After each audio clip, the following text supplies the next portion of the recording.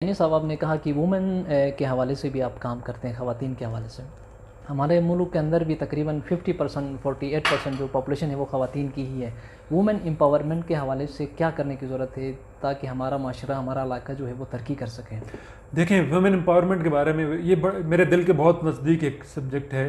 और मुझे लगता है कि वुमेन एम्पावरमेंट के बारे में हम लोगों को एक तो जिस लेंस से हम ख़वातीन को देखते आए हैं बतौर मुआशरा, बतौर पॉलिसी मेकर्स, बतौर जो हम ख़ानदान के हेड के तौर के ऊपर, उस लेंस को हमें तब्दील करने की ज़रूरत है। अपनी सोच को, रवैयों को तब्दील हमें करने की उनको ज़रूरत है। तब्दील करने की बहुत सख्त ज़रूरत है। ठीक है।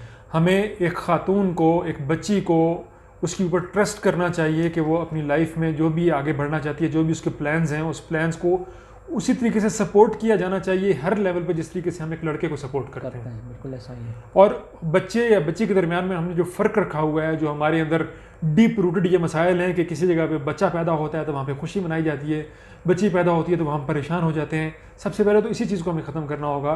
ये दोनों की दोनों चीज़ें जो हैं वो एक बहुत बड़ा गिफ्ट हैं। औलाद का हो जाना ही बहुत बड़ा गिफ्ट है। औलाद अगर आपके यहाँ बच्ची हुई है या बच्चा हुआ है, वो हो जाना ही बहुत बड़ा गिफ्ट है। मुझे लगता है कि मुझे ज़ाती तौर पर लगता है, मुझे पहली औलाद अल्लाह ताला ने 6 साल के बाद दी, तो मुझे लगता है कि ये एक बच्चा भी हो जाना जो है ये अल्लाह ताला का इतना बड़ा गिफ्ट है कि मैं ज़ाती तौर पर समझता हूँ कि हम में से कोई भी इंसान डिज़र्व ही नहीं करता इतने बड़े गिफ्ट के लिए। ये इस कदर बड़े गिफ्ट होते हैं बच्चे या बच्ची जो हमें मिलते हैं अल्लाह ताला की तरफ से। इनको हम ये तो हम लेना शुरू हो गए ना, बहुत ईजी लेना शुरू हो गया कि सब के होते हैं तो मेरे भी बच्चे हो गए तो कोई बात नहीं। लेकिन अगर हम थोड़ा सा सिचुएशन से बाहर जाके देखें और देखें कि वो बच्चे, एक बच्चा पहले दिन जब पैदा होता है ना, वो उस ख़ानदान के कितने बोझ उठा लेता है उस ख़ानदान को पता ही नहीं होता। वो ख़ानदान कभी सोचने की कोशिश नहीं करता। उसी तरीके से जब एक बच्ची पैदा होती है, वो उस ख़ानदान के पैदाइश के साथ ही कितने बोझ उसको उठा लेती है, वो हमने कभी सोचने की कोशिश नहीं की। तो बच्चा हो या बच्ची हो, सबसे पहली बात, दोनों के दोनों खुदा का बहुत बड़ा गिफ्ट है, जिसके लिए आप सारी ज़िंदगी भी सजदे में पड़े रहें और शुक्र अदा करते रहें और रोते रहें तो आप शुक्र अदा नहीं कर सकते। पहली चीज़। दूसरा, बच्चे और बच्ची को हर तरह के मौक़ों में इक्वल आप उनको दें, मौका दें कि अपनी ज़िंदगी में जो कुछ करना चाहते हैं उनको सपोर्ट करें, उनको आगे बढ़ने का मौका दें। हमारे यहाँ 16 साल की उम्र में एक बच्ची को मैट्रिक करने के बाद या प्राइमरी करने के बाद एक ख़ास जगह पर जाके पेरेंट्स कहते हैं कि तुमने स्कूल नहीं जाना, कुछ गलत हो जाएगा। आप एक 16-18 साल की बच्ची को जो कि आपके ज़ेरे तरबियत रही है, उसको 18 साल की उम्र में कहते हैं कि तुमने पढ़ने नहीं जाना क्योंकि कुछ गलत हो जाएगा, तो आप उस बच्ची पर शक नहीं कर रहे हैं, आप अपनी उस 18 साल की तरबियत पर शक कर रहे हैं जो आपने उस बच्ची को दी है। शी इज़ योर प्रोडक्ट, जिसको आपने तरबियत दी है कि उसने मुआशरे में किस तरीके से चलना फिरना है, किस तरह के मसाइल यहाँ पे हो सकते हैं, किस तरह के ख़तरे यहाँ पे मौजूद हैं, और वो जब भी आपके सामने आए तो किस तरीके से उनसे डील करना है। और अगर डील करने में मुश्किल आ रही हो तो कैसे मैं बतौर फादर, बतौर इस घर के बड़े मेल मेंबर के या बतौर इस घर के बड़ी फीमेल मेंबर के मैं तुम्हारे साथ खड़ा हूँगा या खड़ी होंगी।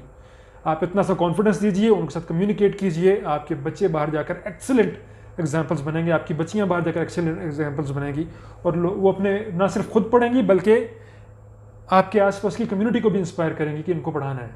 ज़बरदस्त। अभी आज मैं सुबह एक डॉक्टर साहब से यहीं पे मिल के आ रहा हूँ जिनके फादर ने 1995 में उनको यहाँ से पढ़ने के लिए लाहौर भेजा हुआ था, और वो कितना बड़ा आदमी होगा आप सोचिए। कम्युनिटी के किस कदर आज भी हमारे ऊपर प्रेशर्स होते हैं बच्चियों को अपने मोहल्ले से दूसरे मोहल्ले में पढ़ने के लिए भेजने के लिए। उस आदमी का विजन क्या होगा और वो कितना बड़ा आदमी होगा, कितना उसका लेवल होगा कि उसने उस टाइम पे सारी कम्युनिटी रेजिस्टेंस को, अपने ख़ानदान की रेजिस्टेंस को डिनाई करते हुए उसने कहा कि बच्ची का हक है कि वो पढ़े। वो फौत हो गए अपनी बच्ची को पढ़ा के, लेकिन वो बच्ची आज एक साइकोलॉजी डिपार्टमेंट की हेड है,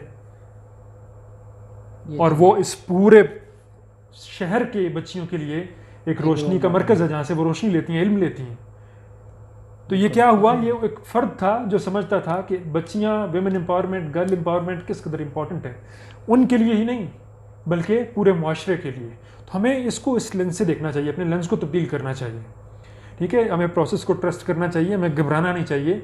बच्चे या बच्ची के बड़े होते हुए बहुत सारे ऐसे वाक़यात होते हैं जिनको हम नहीं होने देना चाहते, जो हमारे ख्याल में बड़े गलत होते हैं, ख़ानदान के लिए बड़े ख़तरनाक होते हैं। लेकिन जब आपने बच्चे पैदा किए तो उनके साथ अच्छे वाक़यात भी होंगे, बुरे वाक़यात भी होंगे।